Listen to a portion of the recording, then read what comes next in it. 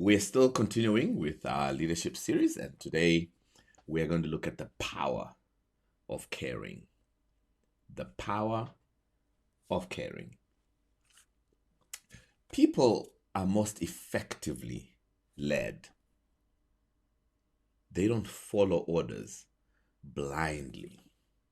So any leader can issue orders, but people respond far better to those who lead by example and genuinely care about their people. And the greatest model of leadership is not in the individual who is willing to subjugate others.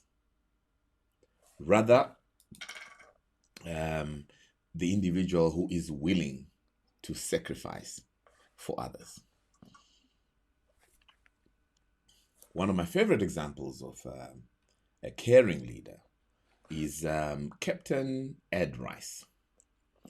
Now, Captain Ed Rice was an American soldier, and he led a company, a long-range reconnaissance company, which means they lived in the bush for the better part of 6 months out of the year. Faces all painted green, living on tree bark and lizards, that kind of thing. They took heavy casualties during the Vietnam War. And Captain Ed Rice lost 60% of his troops. Now, that's a lot of letters to write to parents and loved ones. And when Captain Ed Rice finally came back to the United States, he then visited every single one of the families of the 90 odd boys that he had lost in his unit. I want you to just see that. He visited every single one of those families, over 90. And he also went on his own expense. And it took him a year and a half to get to every family. That's what made Captain Rice so special. The man knew that he loved them and how far he would go for them. As a leader, you have to instill confidence in the people you are expected to lead by first winning their confidence in you. That takes patience, and it takes incredible self-restraint. It takes uncompromising honesty, and when called for, uncompromising toughness. It takes day after day consistency. To be able to count on you, your people have to know you inside out, to the point where they can almost predict what you would say or do in any given situation.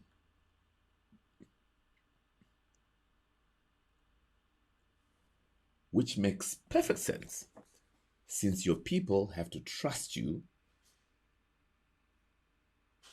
to make decisions that will affect their lives. A leader makes decisions that can literally mean life or death. When reaction times are cut to near zero, the invariable consequences of any hesitation are instant and catastrophic. Staying cool under fire is a much used phrase, and for good reason. It speaks volumes to the characteristics of good leadership.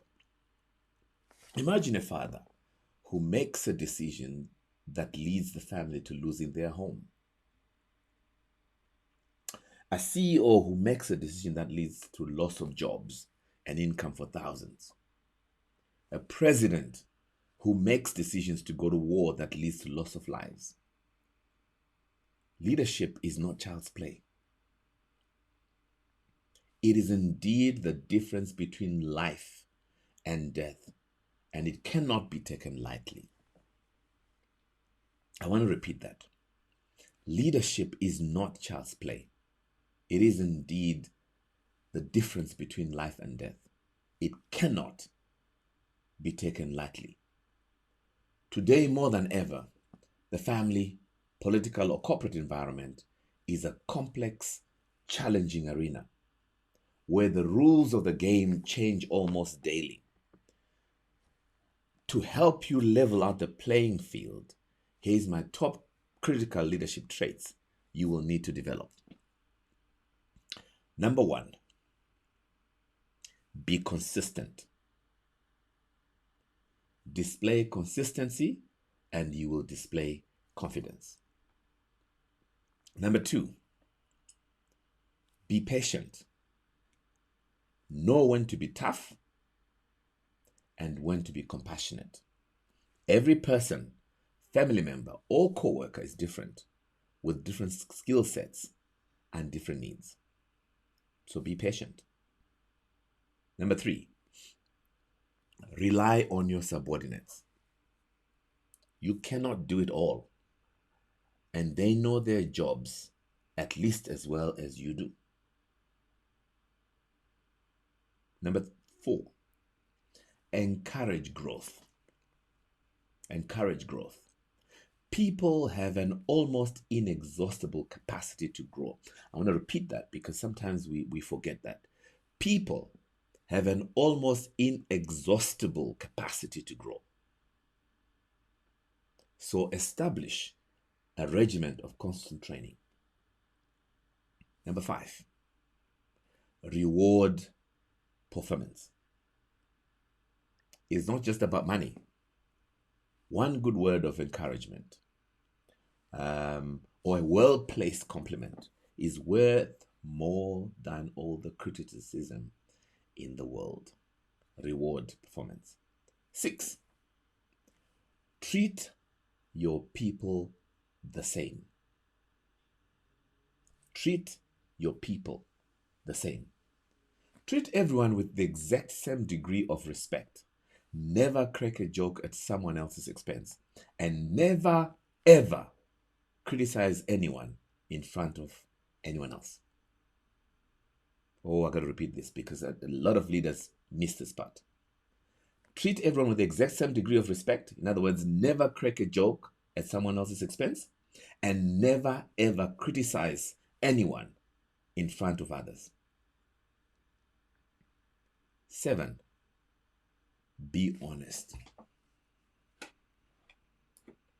Be honest. Unwavering honesty is still the best policy, even when speaking the truth isn't politically correct. Save the spin for politics. Be honest. Number 8, learn to listen. Learn to listen. Listen to others, those above you and those below you. Remember, you ain't learning when you are talking. You are not learning when you are talking. Learn to listen. Number 9, be decisive. Be decisive. After you've listened to others and carefully evaluated your options, make your decisions and go with it.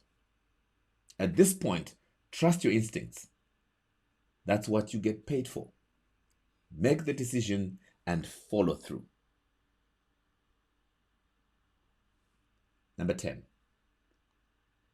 establish your family, nation, or company's goals and make sure they become everyone's goals. The single best way to build teamwork is to get everyone pulling in the same direction. 11, know yourself well. Know yourself well. Your strengths as well as your weaknesses. 12, connect to your spiritual source. Yes, you heard me. Connect to your spiritual source. Great leaders know that their abilities and their authorities come from a higher source. Remembering where we come from and from where we derive our strengths is perhaps the greatest leadership trait of them all. Remember, leadership is a burden, a privilege, and a serious responsibility. Have an awesome day.